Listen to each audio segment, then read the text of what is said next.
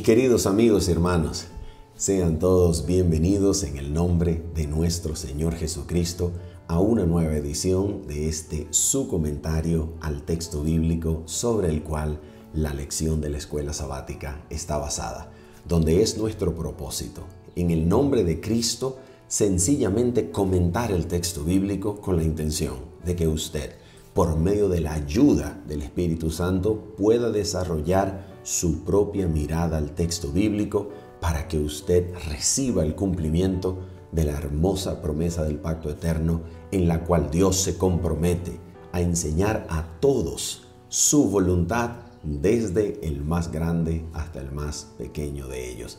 Así que sean todos bienvenidos. Sencillamente antes de orar, queremos comentarle que este repaso, comentario al texto bíblico, tiene un complemento totalmente en vivo que realizamos cada día sábado a las 7:30 de la mañana, hora de Venezuela, para que en el nombre del Señor cualquier inquietud, pregunta, comentario, podamos ser juntamente edificados en Cristo haciendo este compartir totalmente en vivo. Recordemos, sábado 7:30 de la mañana, hora de Venezuela. Habiendo dicho esto, antes de orar, solamente queremos anunciar que este comentario pertenece a la lección número 3 de nuestro presente folleto de escuela sabática titulado El Evangelio Eterno. Esta es nuestra lección, el Evangelio Eterno, que vamos a estar comentando en esta presentación. Así que vamos a orar y de inmediato entonces comentamos el texto bíblico comenzando en Apocalipsis capítulo número 14. Vamos a orar. Nuestro Padre bendito, Padre Santo, en el nombre precioso de Cristo, nuestro Señor, venimos delante de ti, Padre, para pedirte la ayuda de tu Santo Espíritu, Padre, para que pueda levantar nuestras débiles miradas y nos permita contemplar a Cristo lleno de gloria, lleno de hermosura, Señor, para que nuestras miradas débiles sean atraídas a Cristo y al contemplarlo seamos transformados por su divino poder. Te lo pedimos, Padre Santísimo, en el nombre precioso, suficiente y bueno de Cristo Jesús. Amén y amén. Muy bien, vamos entonces a comenzar a comentar el texto bíblico pertinente para esta lección y por esa razón vamos a iniciar con Apocalipsis capítulo número 14, versículo número 6. ¿Qué es lo que nos enseña este texto bíblico en relación con el contexto? Antes de leer este texto, sencillamente quisiéramos comentar el contexto en el cual Apocalipsis 14:6 se encuentra.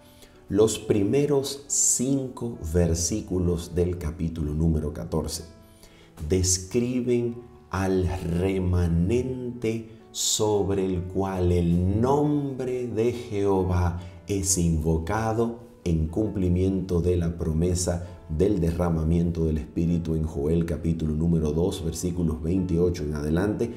Y Apocalipsis 14, versículos 1 al 5, presenta una visión gloriosa de ese remanente que lleva el nombre de Dios y del Cordero escrito en su frente.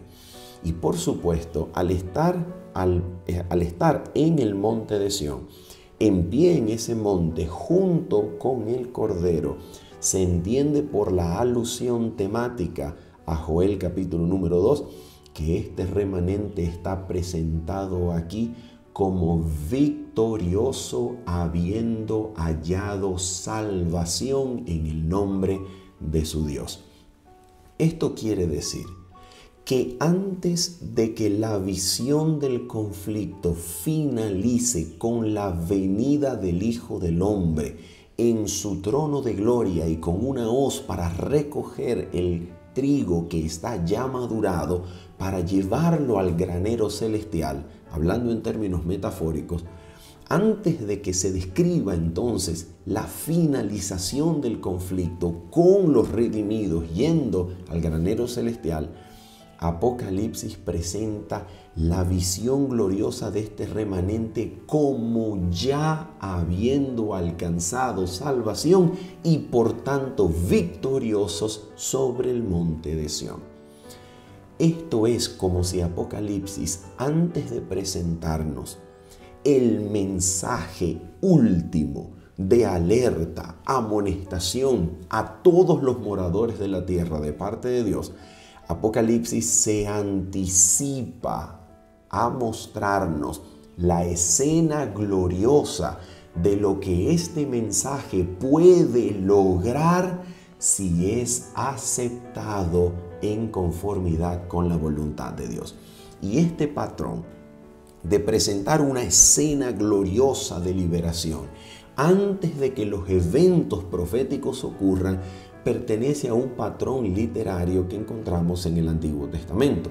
Por ejemplo, en el profeta Isaías, nosotros vemos, por ejemplo, en Isaías 2, Isaías 11, la revelación gloriosa de los redimidos y de la tierra nueva antes de que el mensaje sea dado, aceptado o rechazado por el pueblo, y la escena gloriosa entonces estará determinada en relación con si el mensaje es recibido o si el mensaje es rechazado. En pocas palabras, la escena gloriosa que anticipa al mensaje tiene como propósito mostrar lo que el mensaje va a lograr, lo que el mensaje va a producir, lo que el mensaje tiene como propósito conseguir si es aceptado.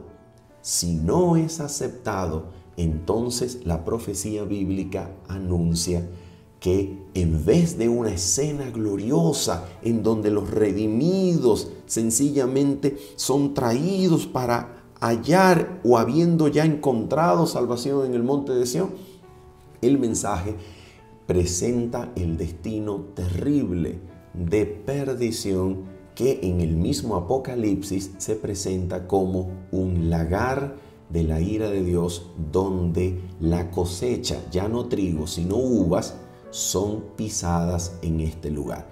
Y es por esa razón que Apocalipsis 14, antes de presentarnos el mensaje que puede conseguir el futuro glorioso de la redención en el monte de Sión, nos presenta entonces este contexto en donde el remanente es descrito como siguiendo al Cordero donde quiera que va.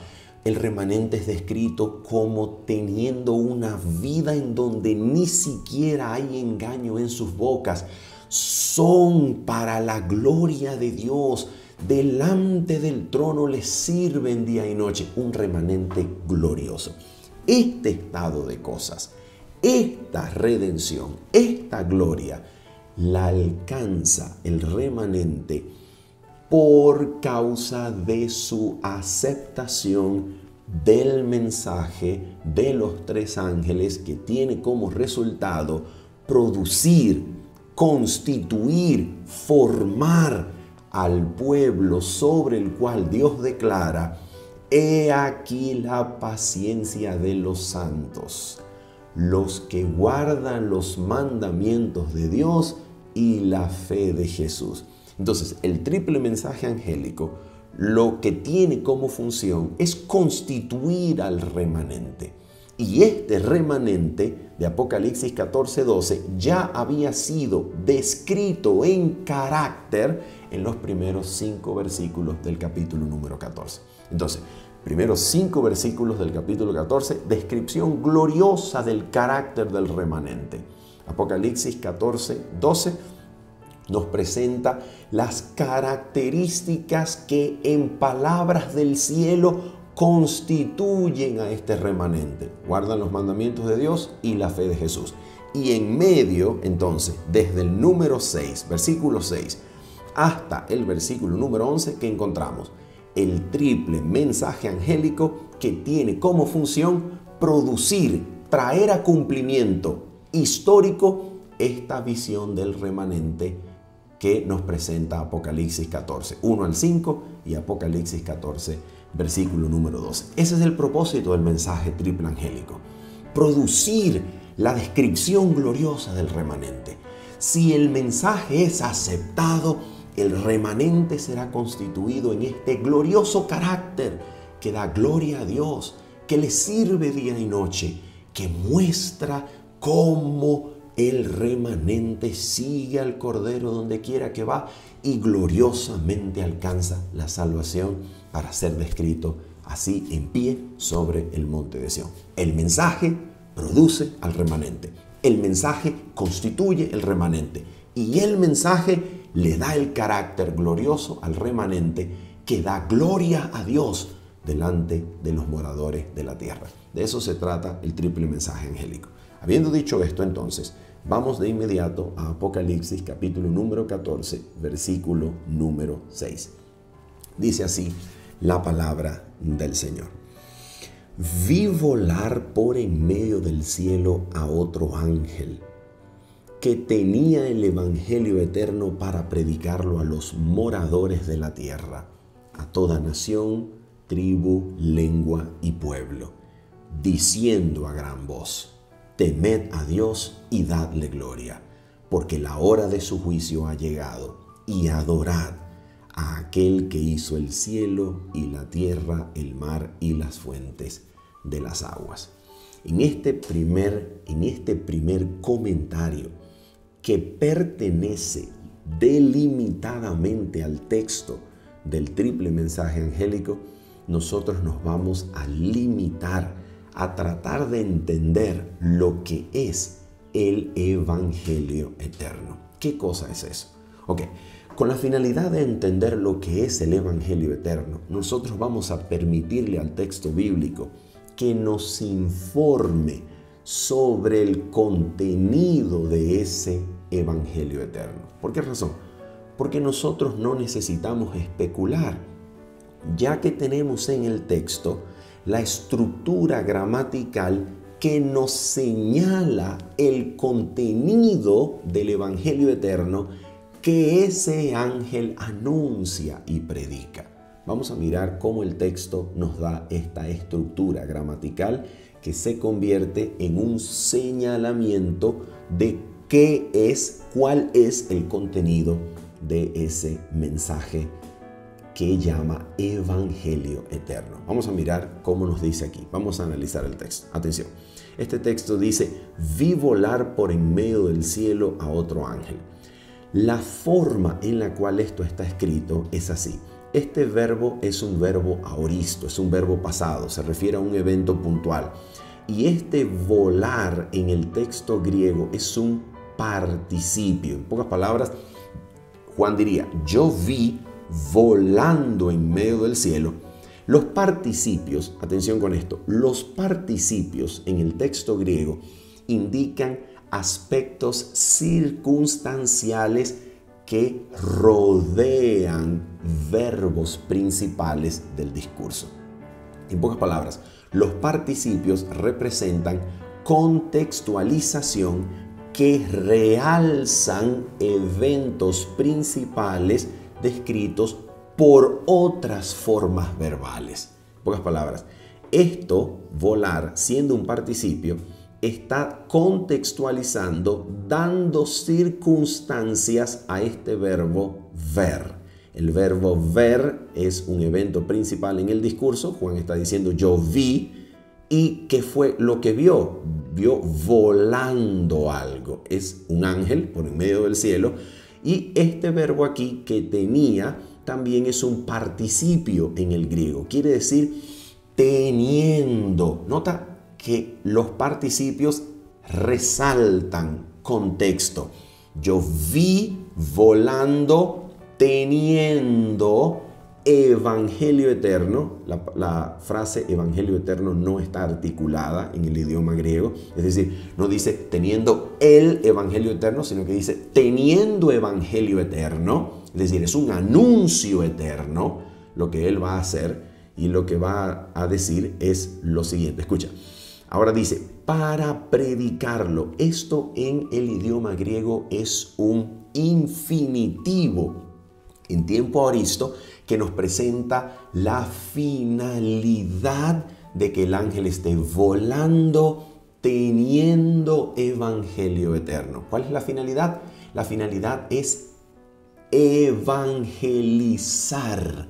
Y esto es maravilloso porque el verbo griego no es predicar, sino es el mismo verbo del cual la palabra evangelio proviene. La palabra aquí es evangelizar. En otras palabras, el ángel volando, teniendo evangelio eterno, va a evangelizar. Y atención con lo que dice: va a evangelizar a los moradores de la tierra, toda nación, tribu, lengua y pueblo. Y aquí hay otro participio verbal, diciendo, legon en verbo, en el idioma griego. Legon, diciendo en alta voz o a grande voz. En pocas palabras, después de esto, después de esta estructura gramatical, lo que el texto griego nos está diciendo es que lo que tenemos después de estos dos puntos aquí es exactamente el contenido del Evangelio. En pocas palabras, todo lo que se ha dicho nos muestra que en el texto griego el contenido del Evangelio eterno es lo que el ángel va a decir, va a evangelizar en alta voz. Aquí está el contenido del Evangelio eterno. El ángel dice, y esto es el Evangelio eterno: temed a Dios y dadle gloria. ¿Qué significa temed a Dios y darle gloria? Nota esto: porque la hora de su juicio ha llegado. Esto proviene de temed a Dios. Temed a Dios, ¿por qué? Porque la hora de su juicio ha llegado. En pocas palabras, el temor de Jehová está relacionado en el texto bíblico con temer a Dios. El temor de Jehová está relacionado con el juicio venidero, el juicio que el texto anuncia. Y en segundo lugar, dadle gloria está relacionado con adorad al que hizo el cielo y la tierra, el mar y la fuente de las aguas. En pocas palabras, temed porque ha llegado el juicio. Y número 2, adorad al Creador dándole gloria. De eso se trata lo que el texto bíblico nos está diciendo. El contenido, aquello en lo que consiste el Evangelio eterno, que evangeliza, que anuncia el ángel, es temed porque viene el juicio, ha llegado el juicio. Y número 2, dadle gloria al Creador que hizo los cielos y la tierra. De eso se trata. Entonces, la pregunta es, ¿cómo es que este mensaje que anuncia el ángel es evangelio eterno? ¿En qué sentido se conecta esto con el evangelio tal y como nosotros lo hemos conocido a través del testimonio de Jesucristo que los apóstoles escribieron sobre él y que se dispusieron en el poder del Espíritu Santo a llenar al mundo con esta noticia? ¿Cómo conectamos esto con el evangelio tal como lo hemos conocido? Tal como la Biblia lo enseña. Bueno, mira esto. Lo que nosotros podemos hacer es darnos cuenta a través de estos dos verbos imperativos, temed, adorad, es que estos dos verbos imperativos representan y constituyen, de acuerdo a lo que comunican en el texto de Apocalipsis 14, versículo 6, temed en el contexto del juicio y adorad al Creador dándole gloria. Estas dos cosas, cuando nosotros revisamos la forma en la cual el Evangelio es anunciado, el Evangelio comienza a ser introducido, por ejemplo, en la epístola del apóstol Pablo a los Romanos, nos damos cuenta que es exactamente lo que el apóstol Pablo hace cuando anuncia e introduce el Evangelio. Es exactamente lo mismo. Y lo vamos a demostrar leyendo entonces los primeros capítulos de Romanos. Para eso, vamos entonces a proyectar el texto bíblico para que nosotros veamos cómo el apóstol Pablo hace exactamente lo mismo, resumiendo a la introducción o en la introducción de su evangelio, en Romanos, exactamente estos dos verbos imperativos de temed a Dios y dadle gloria. Temed porque ha llegado el juicio, adoradlo, dadle gloria porque es el Creador. Mira exactamente cómo estos son los dos temas del apóstol Pablo en sus primeros dos capítulos de la epístola a los Romanos. Vamos a leer, mira lo que dice aquí, atención. Recuerden que estamos en Romanos capítulo 1, versículo 18. El contexto inmediato es la introducción, el resumen del evangelio como poder de Dios. Aquí está, no me avergüenzo del evangelio porque es poder de Dios para salvación a todo aquel que cree, porque en el evangelio la justicia de Dios se revela por fe y para fe. La mejor traducción sería desde la fe, es decir, desde la fidelidad de Dios para la fe del ser humano en esta demostración de fidelidad a sus promesas.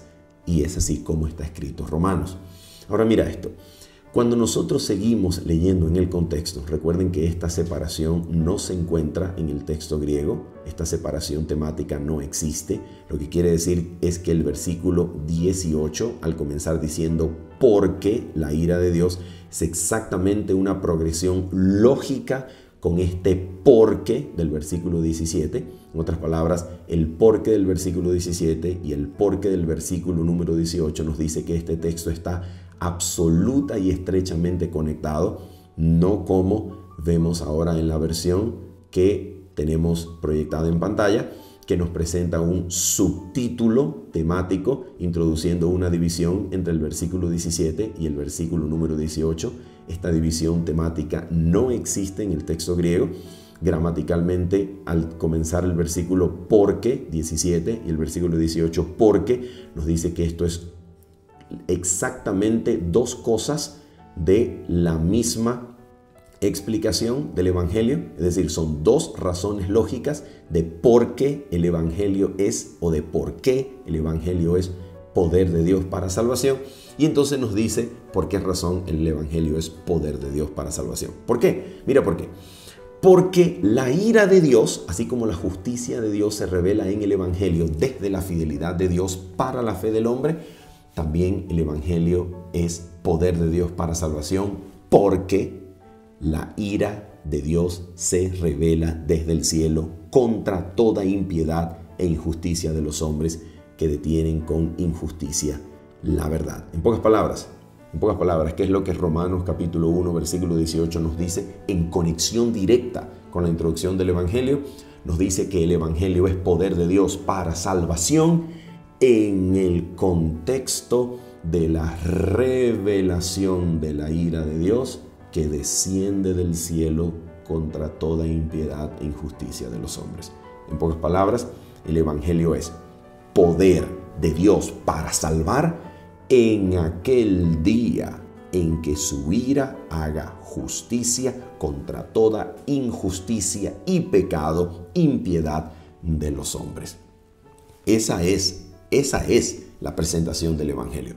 El evangelio es poder de Dios para salvar, porque la ira de Dios, así como el evangelio revela la justicia, la ira de Dios también se revelará desde el cielo contra toda impiedad e injusticia de los hombres. Por esa razón el evangelio en Romanos capítulo número 1 se presenta inmediatamente como el poder de Dios para librar de la ira venidera que ha de caer sobre toda impiedad e injusticia de los hombres. En ese día de la ira venidera, librar, rescatar, sacar y extraer a un pueblo en ese día de la ira y visitación, sacar a un pueblo que en vez de ira sea heredero de un reino y una tierra nueva. Esa es la introducción del evangelio según Romanos capítulo número 1. Y el contexto es precisamente el hecho de que esta revelación, vamos nosotros a proyectar de nuevo el texto, esta revelación de la ira de Dios es precisamente porque Dios dio a conocer a los hombres desde las cosas creadas, desde el inicio de la creación. Dios le dio a conocer las cosas invisibles de Él a los seres humanos.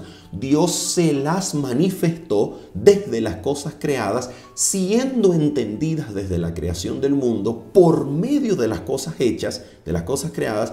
Dios les manifestó a los seres humanos las cosas invisibles de Él. ¿Y qué cosa les manifestó? Atención, les manifestó su eterno poder y deidad. En pocas palabras, desde la creación del mundo, Dios se mostró poderoso, divino, glorioso a los seres humanos por medio de las cosas creadas. Por esa razón, ningún ser humano tiene excusa, como dice el texto, versículo número 20, de modo que no tienen excusa.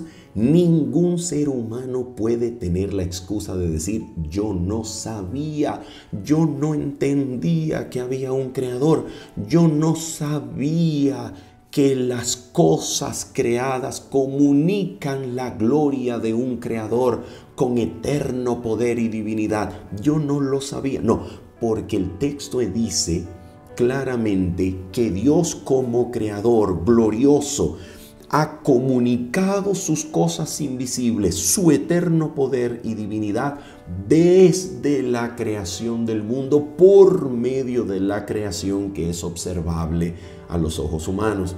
Dios así se dio a conocer. Y aquí está el punto. Mira lo que dice ahora el versículo número 21. Escucha esto. Recuerda el llamado del ángel que anuncia evangelio eterno en Apocalipsis 14, versículos 6 y 7. El ángel dice: temed a Dios y dadle gloria. Ahora mira esto, mira lo que dice aquí, atención. Versículo 21. Hablando acerca de los mismos hombres a los cuales Dios le manifestó su eterno poder y deidad, mira lo que dice el texto. Pues habiendo conocido a Dios, no le glorificaron como a Dios, ni le dieron gracias. ¿Recuerdas el llamado del ángel? Dadle gloria al Creador que hizo los cielos y la tierra, el mar, las aguas y las fuentes de las aguas. ¿Te das cuenta? Es exactamente lo mismo que está diciendo el apóstol Pablo. El apóstol Pablo está diciendo aquí, en el versículo número 21, que los hombres no le dieron gloria al Creador habiéndolo conocido. Entonces, ¿qué es lo que ocurre? Lo que ocurre es que los hombres, los seres humanos, atención, Romanos capítulo 1 es una historia de la humanidad. Es una historia de la humanidad en relación con la caída y el pecado. Cuando los hombres en su historia, en su experiencia personal, o la humanidad hablada o mencionada como un todo histórico, cuando el hombre no le dio gloria al Creador, ni le dio gracias, habiéndolo conocido como a Dios, porque las cosas de Dios, su eterno poder y deidad, son claramente visibles desde las cosas creadas. Cuando esto ocurrió, ¿qué aconteció? ¿Qué sucedió con el ser humano que no le dio gloria ni gracias al Creador? ¿Qué aconteció con él? ¿Qué sucedió? ¿Qué sucedió? Mira lo que sucedió. Atención, mira lo que dice el texto. Dice así: profesando ser sabios. Mira esto, escucha esto. Se envanecieron en primer lugar en sus razonamientos, y su necio corazón fue entenebrecido. Profesando ser sabios, se hicieron necios. Y esto es una referencia indiscutible a la primera historia de la caída de la humanidad en Adán. Adán prefirió la voz de un reptil a la voz del Creador. Y por eso el texto dice en el versículo 23, probablemente haciendo una alusión clara a Génesis capítulo número 3. Y cambiaron la gloria del Dios incorruptible en semejanza de imagen de hombre corruptible de aves, de cuadrúpedos y de reptiles. ¿Te das cuenta?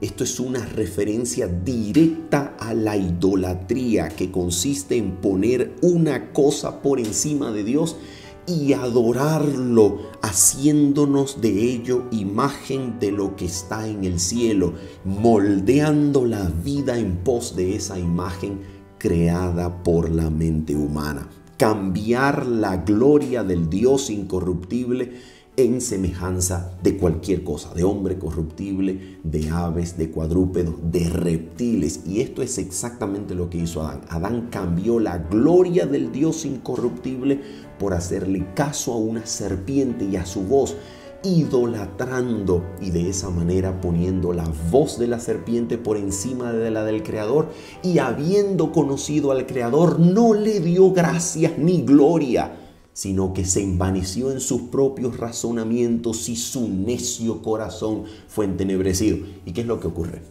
Mira lo que ocurre, mira lo que dice el texto. Atención, escucha esto.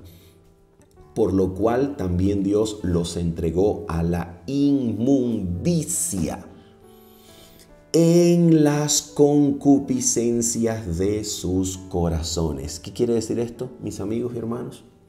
Quiere decir que cuando el ser humano cambió la gloria de Dios, habiendo conocido a Dios, no le dio gloria ni le dio gracia. Recuerda el llamado del primer ángel. El contenido del evangelio eterno es darle gloria al Creador. ¿Qué es lo que sucede con la humanidad? ¿Qué es lo que sucede con toda la historia humana cuando no se le da gloria al Creador? El corazón, la mente, el ser entero es entregado a la esclavitud y al servicio de las concupiscencias del corazón. La palabra griega epitumía. El ser humano en todo su ser se hace esclavo a sus deseos. Y no solamente eso. Miren lo que dice el texto bíblico. Cuando no se le da gloria al Creador. Escucha. Versículo número 26. Por esto Dios los entregó a pasiones vergonzosas. Así que el hombre, al no darle gloria a Dios, se hace esclavo de sus deseos y pasiones. Y también dice el texto en el versículo número 28, escucha esto, dice así: y como ellos no aprobaron tener en cuenta a Dios, ¿te das cuenta? No lo glorificaron, no le dieron gracias. Y entonces, como no aprobaron tener en cuenta a Dios, Dios los entregó a una mente reprobada para hacer las cosas que no convienen. ¿Te das cuenta lo que este versículo nos enseña? ¿Te das cuenta lo que este texto de Romanos 1 nos enseña?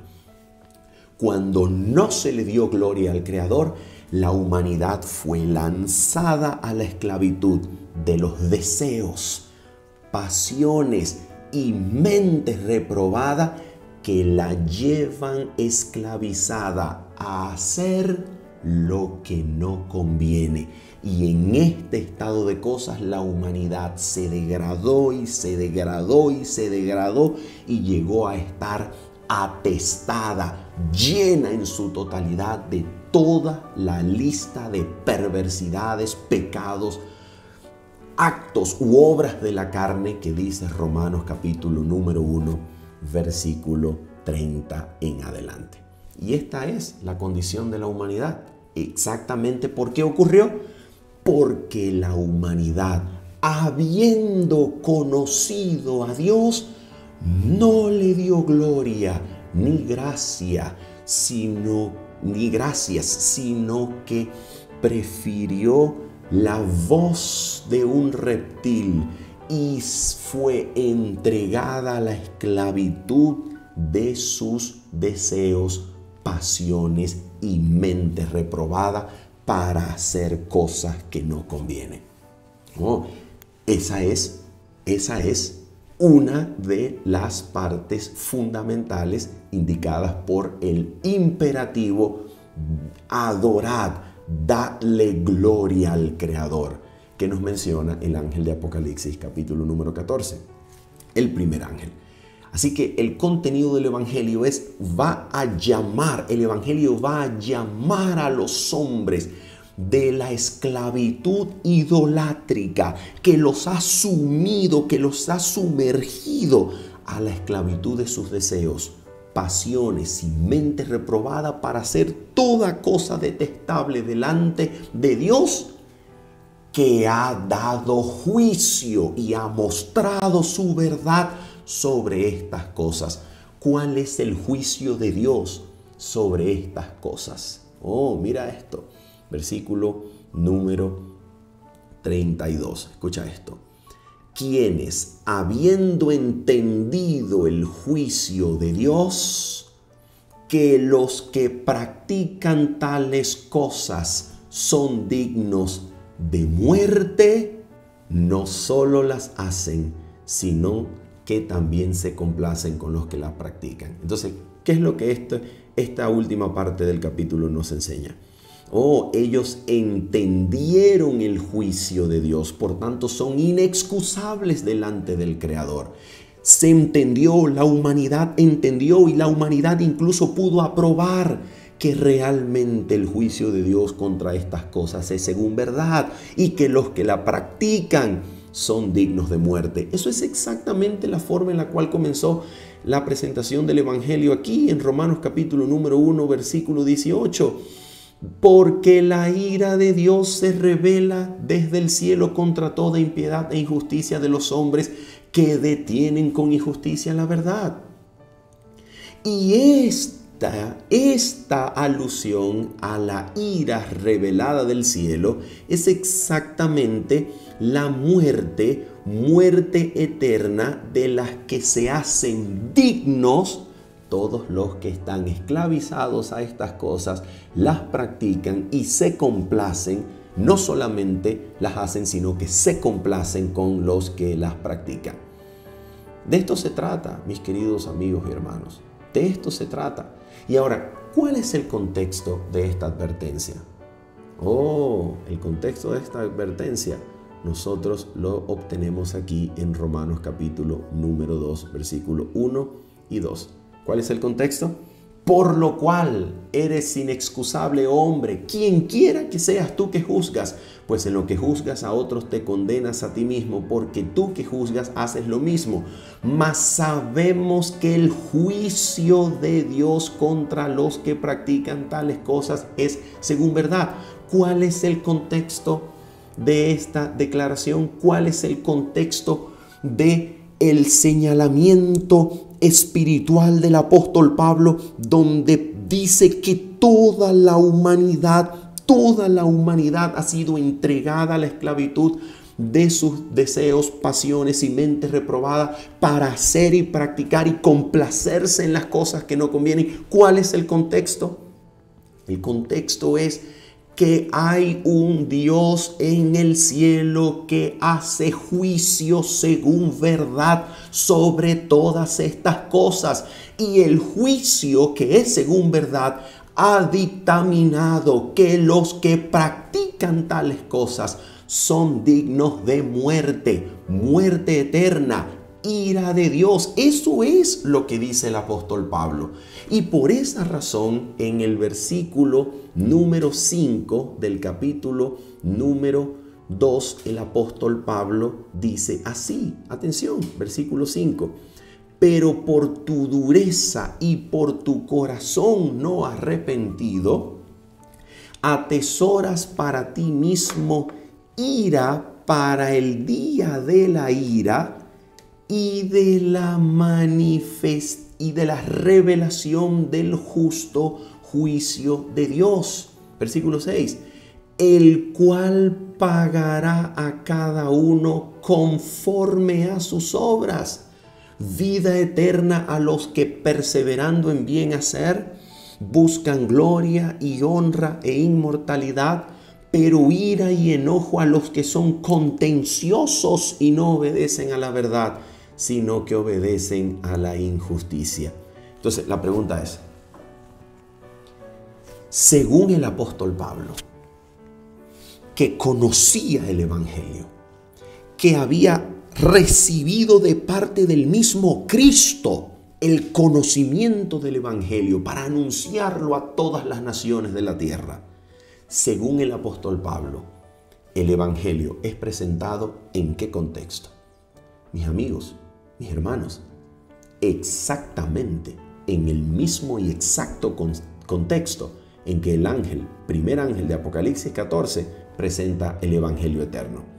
Hay un mundo que es advertido acerca de darle gloria al Creador, porque no se le dio gloria y el mundo entero fue entregado a la esclavitud de pasiones, deseos y mente reprobada para hacer toda cantidad de males, pecados y vicios que degradan más y más al ser humano y lo hacen digno de muerte eterna, la ira de Dios que se revela desde el cielo. ¿Y qué hay que hacer entonces? Porque es importante oír la acusación universal de que al Creador no se le ha dado gloria, degradándonos. ¿Cuál es el contexto? ¿Cuál es la advertencia? ¡Oh! Ha llegado el juicio. El Creador ha estipulado un día en el cual pagará a cada uno según sus obras. Y este día de juicio será la revelación del justo juicio de Dios, que es según verdad. Es exactamente el primer verbo imperativo de Apocalipsis 14, versículos 6 y 7. Temed a Dios. ¿Por qué? Porque ha llegado la hora de su juicio. Y es exactamente la manera en la cual el Evangelio es presentado. Es introducido en Romanos capítulo número 1 y capítulo número 2. Ahora, ¿cuál es el Evangelio en este contexto de la llegada del juicio?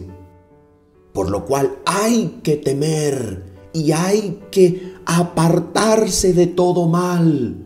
Este es el significado del verbo temer, apartarse del mal, de todos estos males en los cuales la humanidad ha sido sumida, atestada por causa de haber sido entregada a los deseos y pasiones y mentes reprobadas para hacer toda esta cantidad de males. Hay que temer y apartarse de ello porque ha llegado el juicio. Primera advertencia. Segunda, dadle gloria al Creador, dadle gloria a aquel que hizo los cielos y la tierra. ¿Qué ocurre cuando se acepta esa advertencia? Cuando se recibe esa advertencia, ¿qué es lo que ocurre? Entonces aquí Pablo presenta el Evangelio eterno. ¿Qué fue lo que ocurrió? ¿Qué fue lo que hizo Dios? Dios, en el tiempo, adelantándose al día del juicio, porque cada presentación del día del juicio en Romanos 1, Romanos 2 y Romanos 3 está conectada con el tiempo griego futuro, con el tiempo futuro. ¿Por qué? Porque está hablando de un día de juicio venidero. Entonces Dios, ¿qué fue lo que hizo Dios? Anticipándose, adelantándose y entrando en el escenario histórico de este mundo. Antes de enjuiciarlo en el día final, Dios se manifestó en la historia, anticipándose al juicio para dar a los hombres algo diferente de la ira en el día del juicio. ¿Qué fue lo que Dios dio a la humanidad antes de revelar la ira venidera en el día del juicio que desciende desde el cielo contra toda impiedad e injusticia de los hombres? ¿Qué fue lo que Dios hizo? Dios se reveló en la historia, anticipándose al día del juicio final, se reveló, entró a la historia y mostró algo diferente a la ira venidera en el día final. ¿Qué fue lo que Dios le dio y le mostró al mundo antes del día del juicio? Dios le mostró la más increíble, maravillosa, sorprendente manifestación de justicia, de fidelidad, de vindicación y exaltación de su ley y al mismo tiempo de una manifestación poderosísima para salvar. Dios hizo algo anticipándose al día del juicio extraordinariamente maravilloso. ¿Qué fue lo que Dios hizo? Mira lo que dice la Escritura.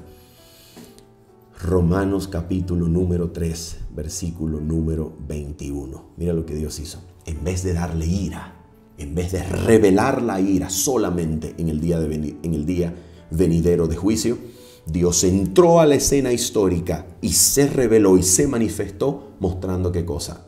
Dice el texto, Romanos capítulo 3, versículo 1. Pero ahora, ¿qué quiere decir ese pero ahora? Ese pero ahora quiere decir que Dios no dejó la revelación solamente para el día final, para revelar en el día final su ira, su justicia en relación a toda la cantidad de pecados dignos de muerte en el día del juicio final. Dios no dejó solamente su revelación para ese día, sino que se anticipó y entró a la escena histórica en el mundo por medio de su Hijo y manifestó su fidelidad a sus promesas, la vindicación de su carácter, su ley y la demostración de su inmenso e infinito poder para salvar, manifestándose históricamente aparte de la ley, mostrando la justicia de Dios testificada por la ley y por los profetas. Nótese, es la revelación de la justicia de Dios aparte de la ley, pero ya la ley y los profetas la anunciaban, la anticipaban y hablaban de ella, predicándola y anticipándola. La justicia de Dios por la fe. ¿La fe de quién? Mira lo que dice aquí, versículo número 22. La justicia de Dios por medio de la fe, en griego dice de Jesucristo, no dice en Jesucristo. Es decir, Romanos 3, versículo 22 no está diciendo que Dios reveló su justicia en Cristo para que creyendo en Cristo recibamos esa justicia. Eso no es lo que primeramente está diciendo el texto. El texto lo que primeramente está diciendo es que Dios se anticipó al día del juicio y manifestó en la historia su fidelidad por medio de la fidelidad de Cristo, y a través de Cristo mostró su propia fidelidad a sus promesas para darnos una revelación de su fidelidad. ¿Para qué? Recuerda Romanos 1, 16 y 17. En el Evangelio la justicia de Dios se revela desde la fe para la fe. Desde la fidelidad de Dios vemos la manifestación gloriosa de la justicia de Dios por medio de Cristo, y al contemplar a Cristo tenemos una revelación del carácter de Dios, de su fidelidad, de su justicia, de su increíble, maravilloso e infinito amor para salvar. Y al contemplar esa manifestación de Dios en Cristo, se produce fe en nosotros. Desde la fe para la fe, desde la fidelidad de Dios para la fe del hombre. Y cuando el hombre cree en Cristo, en esta magnífica manifestación de justicia de Dios, entonces el hombre es atraído al Evangelio, es atraído al poder de Dios para ceder ante su gracia. Y Dios lo trae al lugar donde el hombre puede volver a darle gloria al Creador. Y eso es exactamente lo que esta manifestación de justicia va a hacer. ¿Por qué? Porque esta justicia, una vez revelada en Cristo, por la fidelidad de Cristo, por la fe de Cristo, y siendo para todos los que creen, porque no hay diferencia. Por eso el Evangelio es para toda nación, lengua, tribu y pueblo. ¿Qué es lo que ocurre? ¿Qué es lo que contempla el hombre? ¿Cuál es la manifestación de la justicia de Dios? Mira lo que el hombre contempla. El hombre contempla que hemos sido justificados gratuitamente por medio o mediante la redención que es en Cristo Jesús. En otras palabras, en Cristo Jesús, Dios condenó al pecado en la carne. En Cristo Jesús, Dios trajo toda su ira venidera contra el pecado, y en vez de revelarse en el día del juicio final, fue revelada en la cruz y cayó sobre Cristo para que el pecado fuese condenado en semejanza de carne de pecado en Cristo, y así Dios consumió, así Dios llevó a cabo toda su ira contra el pecado, fue depositada sobre el pecado en Cristo, y de esa manera Dios puede librar de la muerte eterna a todo aquel que se encuentre en Cristo, porque en Cristo su ira fue consumada, porque en Cristo el pecado recibió justa, eterna y completa retribución en Cristo. Y este Cristo fue puesto como propiciación. La palabra griega no es propiciación. La palabra griega técnica, traducción del Antiguo Testamento, es propiciatorio. Sí, se está refiriendo a la tapa del arca. La tapa del arca que estaba en el lugar santísimo del santuario terrenal. Cristo fue puesto como propiciatorio, como el lugar de encuentro entre la sangre inocente y la gloria de Dios, que limpia y purifica los pecados y los echa fuera. Cristo es el lugar de encuentro. Cristo es el propiciatorio, el lugar en donde la humanidad, representada por la sangre inocente del Cordero y la gloria del Creador, se unen para no volverse a separar. Cristo es el lugar en donde la humanidad y la divinidad se unen por un lazo imposible de romper. Y esto es la unión, esta es la comunión, esta es la reconciliación que anticipaba, buscaba y garantizaba el pacto eterno formulado entre el Padre y su Hijo Jesucristo, en el cual Cristo era el garante, en el cual Cristo era aquel señalado como el garante y que recibiría todas las promesas del Padre en garantía por el hombre, y pondría su vida como garantía por la humanidad si ésta era engañada y vencida por Satanás. Y entonces aquel que escucha ese evangelio, que escucha de un pacto eterno hecho por el Padre y su Hijo, en el cual el Hijo fue puesto como el lugar de reconciliación, en donde en vez de ira Dios abrazó a la humanidad en Cristo, en donde en vez de recibir la revelación de su ira en el juicio final, Dios se manifestó en Cristo para abrazar a la humanidad y recibir, representando a la humanidad, toda la ira contra el pecado, para que la humanidad en Cristo, que reciba esta revelación por la fe y por la gracia de Dios, crea en esa revelación, pueda ser llevada no a la ira, sino al eterno reino prometido desde antiguo a los profetas, a los padres, y anunciado y confirmado en Cristo Jesús. Y entonces aquel que percibe esta revelación, aquel que cree así, y aquel entonces que le cree a Dios, que ha manifestado así su justicia, su gloria, aquel que cree en este evangelio eterno, aquel que recibe esta revelación y cree en la promesa del mundo venidero para los que están en Cristo Jesús, entonces ¿qué ocurre? Exactamente lo mismo que ocurrió con Abraham el patriarca. ¿Qué ocurrió con Abraham el patriarca? Mira esto.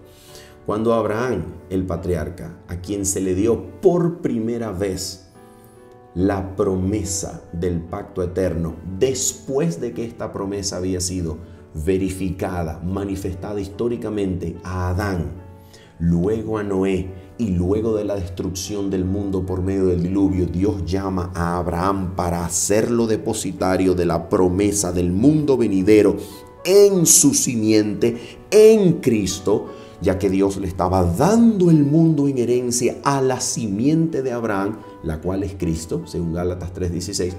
Cuando Dios le dio a Abraham promesa en depósito de que su simiente sería heredera del mundo venidero, y la simiente es Cristo, de que Cristo sería el heredero del mundo venidero, y Abraham creyó en esa revelación, y Abraham creyó en esa manifestación de justicia, y Abraham creyó en esa promesa. ¿Qué ocurrió con Abraham? Mira lo que ocurrió con Abraham. Romanos capítulo número 4, versículo número 13 en adelante. No lo vamos a leer, pero el contexto nos dice que Abraham recibió la promesa por la gracia. ¿Y qué ocurrió cuando él le creyó a Dios? Mira lo que ocurrió. Atención. Versículo número 18 y 19. Dice el texto, atención con esto. Mira lo que ocurre cuando la persona cree a la promesa de Dios. Él creyó en esperanza contra esperanza para llegar a ser padre de muchas gentes conforme a lo que se le había dicho. Así será tu descendencia. Y no se debilitó en la fe al considerar su cuerpo que estaba ya como muerto.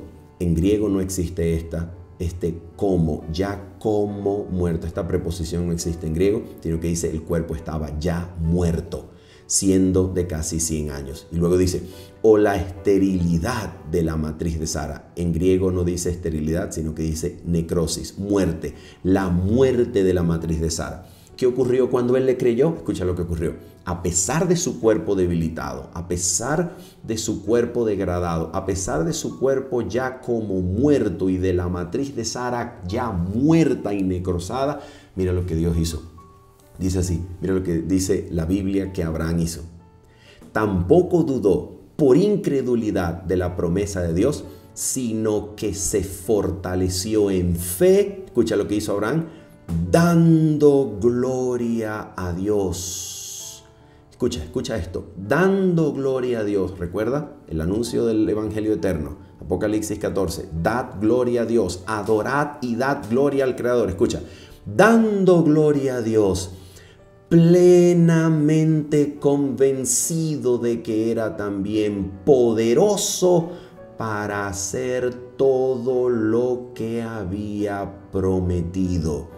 ¿Y qué ocurrió cuando Abraham creyó que Dios era poderoso para hacer plenamente todo lo que había prometido? ¿Qué ocurrió con Abraham?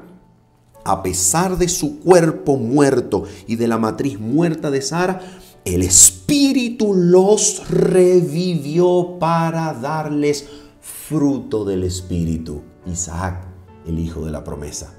Y eso es exactamente lo que ocurre con nosotros que creemos en aquel Dios que manifestó su justicia en Cristo y levantó a Cristo de los muertos. ¿Qué ocurre? A pesar de tener cuerpos degradados, esclavizados a los deseos, pasiones y mente reprobada, cuando le creemos a Dios, Dios nos da el poder de la resurrección.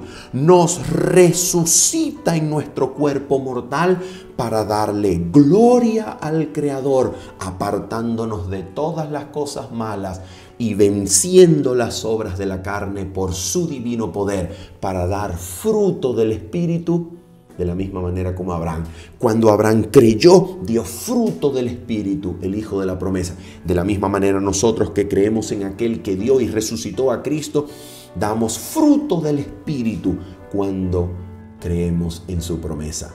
Porque somos resucitados por el poder de la resurrección, a pesar de la degradación de nuestros cuerpos, esclavizados a los deseos, pasiones y mentes reprobadas, y damos gloria a Dios, apartándonos de todo mal y venciendo las obras de la carne, y damos así gloria al Creador, bendito por los siglos, por medio de nuestras propias vidas.